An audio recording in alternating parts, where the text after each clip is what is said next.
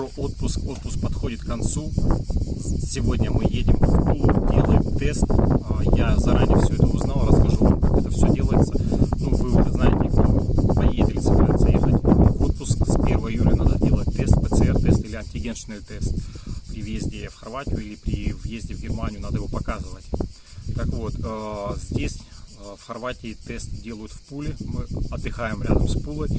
Я написал e-mail, пользовался переводчиком онлайн с русского на хорватский. Написал, что мы хотим приехать в такое-то время, так как надо там предварительная запись. Они делают ПЦР-тест и антигенный тест. Ну, мы будем делать антигенный тест, он дешевле, ну, 100 кун, это примерно 30 евро. Нормально, в принципе, по карману. Так, ПЦР-тест у них евро 300 кун примерно будет стоить. Результат приходит в течение получаса на e-mail, и с этим e-mail ты уже или распечатаешь, или просто потом на границе можешь показать, если вдруг будет проверка. Ну, буду снимать поездку. Завтра выезжаем через Словению, Австрию.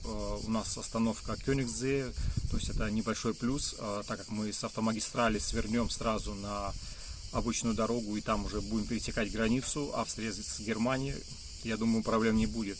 Но это все поснимаю, вы это все увидите, расскажу. Ну что, сначала поменяем мы евро на куны. Вот у нас уже показан курс 7.1. Сейчас я поменял 100 евро. И можно ехать делать тест. Так, вот у нас чек. 710, 710. Мы уже приехали на место, как видите, небольшая очередь, надо ждать, пока сделают тест, плюс с левой стороны вот еще один контейнер, там надо зарегистрироваться. Мы заранее сделали термин по-немецки, ну по-русски сказать, договорились о времени, когда мы придем сюда тест делать. Сейчас в очередь встали, так как надо еще дождаться своей очереди, потом прийти заполнить документы, то есть адрес, e-mail написать. И можно будет тест сделать. Сейчас я пойду гляну там, насколько мы продвинулись. Вот здесь идет регистрация.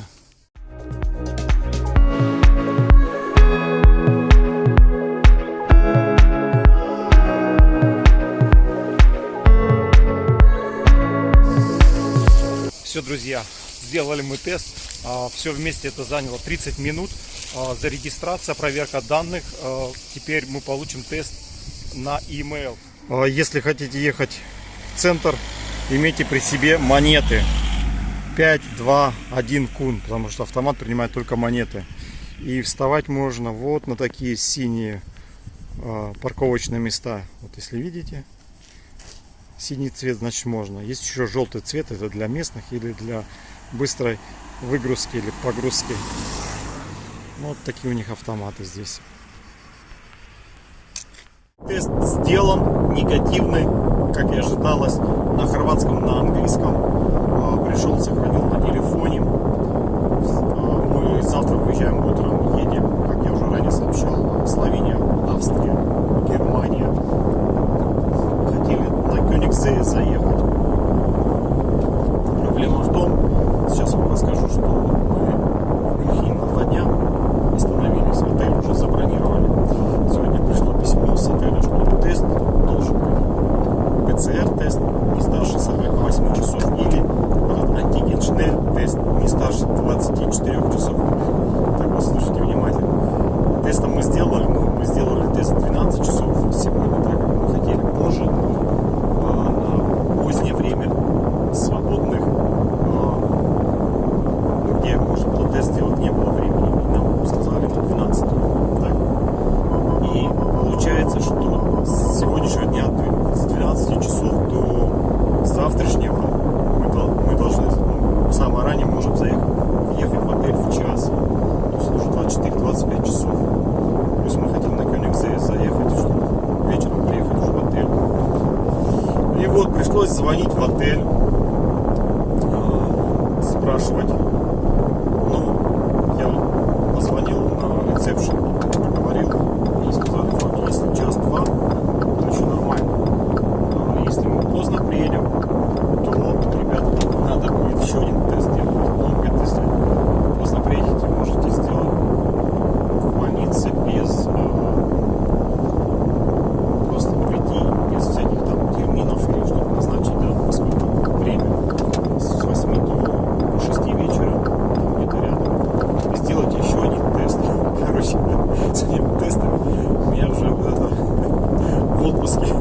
песня достала, тест. Вот. Мы просто решили, наверное, завтра будем рано выедем, где-то часов в 5, чтобы добраться через границу, проехать быстро. И потом, может быть, если все-таки на пару часов заехать на Кёнигсей, посмотреть. Постоянно проезжаем мимо, знаете, совсем рядом. 20 с автомагистрали съезжаешь и все. Но такие на завтра планы. Сейчас я еду на заправку, машину заправить, полный бак. И надо помыть пыль. Здесь дороги не везде хорошие. Кое-где асфальта не было. Приходилось по земляным дорогам ехать и на всех грязная машина. Завтра буду снимать, как будем границу проходить. Надеюсь, все удачно будет.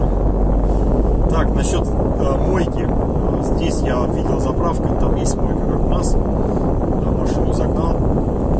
И все, там полностью помоет там и диски, и сверху, и сверху. Или вроде я там видел, есть где можно самому мыть. Я, наверное, все-таки на первый вариант соглашусь. Чтобы уже хорошенько промыть ее от грязи, от пыли особенно. И можно уже на чистой машине выезжать. Один из подписчиков написал в комментариях, дорого ли отдыхать в Хорватии. Но все зависит, ребятки, от вас. Какова сумма, на какую сумму готовы отдохнуть. Грубо говоря, здесь есть вот апартаментов таких эконом-класса, да, от 300 евро за 10 дней, до люксус где-то даже за 10 дней 2000 евро у тебя будет бассейн свой, выход к морю. То есть это все зависит от вашего кошелька. Выбор здесь большой. Есть первая линия, это где возле моря, там дороже всегда. Есть вторая линия, чуть подальше от моря. Чуть там уже цена будет совсем другая. Ну, взяли, допустим, вид на море, что очень хорошо. На машине 3 минуты. Пешком, ладно, там 10 минут. Тоже нормально. По еде. Еда, она здесь дороже, я заметил, чем в Германии стоит. Ну, я так предполагаю, что они, наверное, все покупают сами, там мало что производят. Вот из-за этого, наверное, цены совсем другие. Но мы тут пару раз ходили в магазин, я с камерой поснимал чуть-чуть. Так вот, что еще здесь надо знать? Деньги. Деньги менять лучше в крупных городах. Так как у нас, допустим, в деревне ты приезжаешь в Lidl, там Lidl есть и супермаркет хорватский местный. Там есть обменный пункт. Так вот, раз я там поменял, за 1 евро они давали 6 и 10 евро. Я до этого посмотрел, сколько оно стоит в интернете. 7,2. Почему так? Мы с этого и живем. Так, все понятно. Но в следующий раз, когда в клуб поехал, зашел в приемный пункт. 7,2. Пожалуйста, меняй. То есть, если как вариант, лучше раз ездить нормально, поменять и все. Так вот, ну вот, делюсь с вами, да, вот своим опытом. Может быть, кому-то это понадобится. Когда я сам первый раз поехал сюда, в Хорватию, 4 года назад, первый раз, тоже не знал, я искал в интернете, на YouTube заходил, также видео смотрел. Ну, знаете, люди в основном рассказывали, как они путешествовали. Посмотрите налево, там лес, там море, вот наш красивый номер. Но такие подробности мало кто рассказывает. Это уже когда ты сам сталкиваешься с ними, знаете, и приходится уже самому проходить. Хорошо же, когда посмотришь видео, да, и скажешь, блин, классно, вот он все рассказал, хотя бы хоть какую-то часть я уже буду знать, что можно купить то. Это же вообще классно. То есть делаю для вас, чтобы вы не попадали в просак, когда поедете первый раз в Хорватию. Потому что первый раз это всегда первый раз. А когда уже раз ездишь, уже проще, да, уже все будешь знать, как что. Все, заправка происходит. Заправляюсь я Euro дизель. Стоит литр 10,31. Ну что, ребятки, сейчас производится помывка машины. Человечек сейчас шампунем хорошенько так все помоет, потом загонит ее внутрь. Стоит 34 куны, плюс я ему десятку еще накинул, чтобы хорошенько так прошелся везде. Ну, надо поощрять человеческий труд.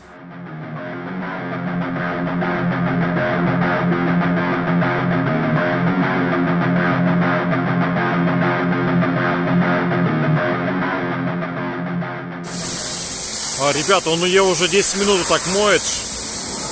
Я думал, он просто ее сполоснет перед мойкой. Он уже так и колеса, и под колесами моет, и там все обмывает. Блин, ребят, мне нравятся люди, которые делают свою работу хорошо. И за это надо поощрять и платить хорошие деньги.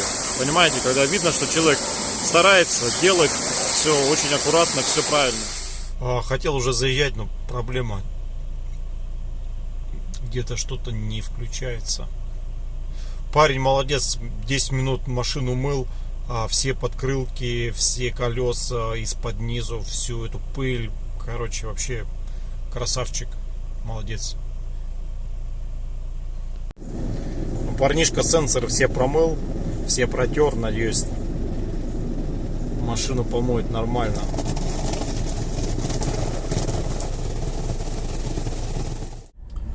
Еду я уже обратно с мойки. И посмотрите, полицейская машина. Вот стоят. Кто скорость превышает, сразу раз и штраф. Пользуясь случаем, сразу сделаю анонс в скором видео после приезда, когда я приеду домой. Сделаю я небольшие обзоры, так как здесь мы в Хорватии пока отдыхали, были, посещали города Пула, Порич, Ровень. Ну, они все находятся на побережье моря. От Пулы там, в час езды, не так далеко. Немножко походил, я поснимал, с дрона поснимал. Так что смотрите видео, подписывайтесь. Даже можете не подписываться, просто смотрите. Покажу вам. История очень разная, богатая история. Просто не хватало мне времени все это изучить и рассказать вам. Что узнал, то и рассказал. Как говорится, меньше слов, больше дела. Всем доброго утра. Выехали мы сегодня в 5 часов утра, чтобы проехать границу по пустой дороге. Сейчас мы уже заезжаем в Словению. Машин нет. Все пусто.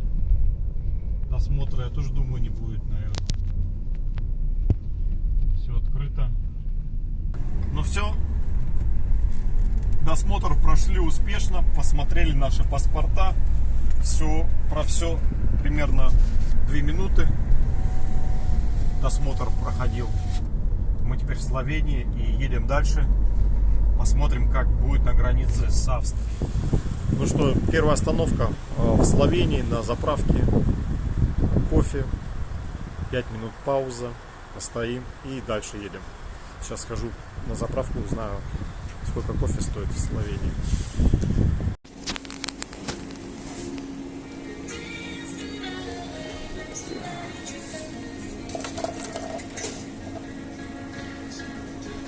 Здесь надо платить монеткой. Кофе в пределах разумного. Большая такая кружечка стоит 2,10 в евро. Только что проехали границу Словения-Австрия. Стоял один полицейский, махнул рукой, сказал: едь. Я притормаживал, думал, вдруг документы надо будет показать, паспорта, там, справки или еще что-то. Ничего не показал. Следующая остановка Австрия. Кофе, пауза и едем дальше. Кстати, после похода в туалет вот эти штучки можно использовать при покупке кофе. Взял только что кофе, использовал вот эти карточки. То есть кофе стоило 3 евро, и 3 карточки отдал, заплатил за кофе 1,5. Всего лишь 1,5. Представляете, вот такая маленькая 3 евро стоит здесь. Цены чем ближе в Германии, тем цены на кофе растут. Следующая наша остановка Кёнигсзее.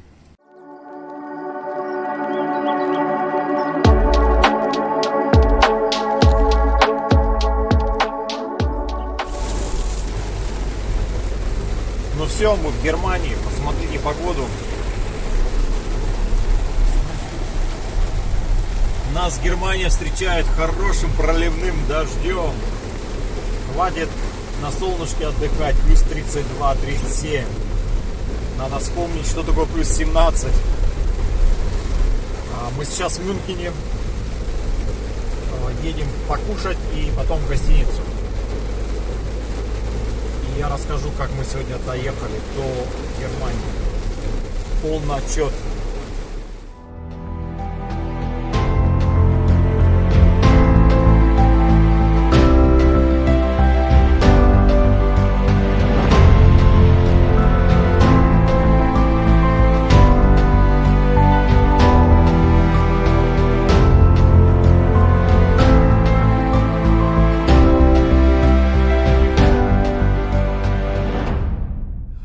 Наконец-то мы доехали до Германии, находимся в Мюнхене в номере. Сегодня был выезд в 5 часов утра, выехали мы с Хорватии, проехали границы без пробки. Один раз проверили документы, это было на границе Словения-Хорватия. Как ни странно, на границе Словения-Австрия нас никто не проверял. Женщина тормознула нас, я хотел остановиться, открыть окно, спросить, какие документы показать, может быть. Да? Она просто посмотрела наклейки, вот эти винетки, что у нас наклеены, сказала: едьте.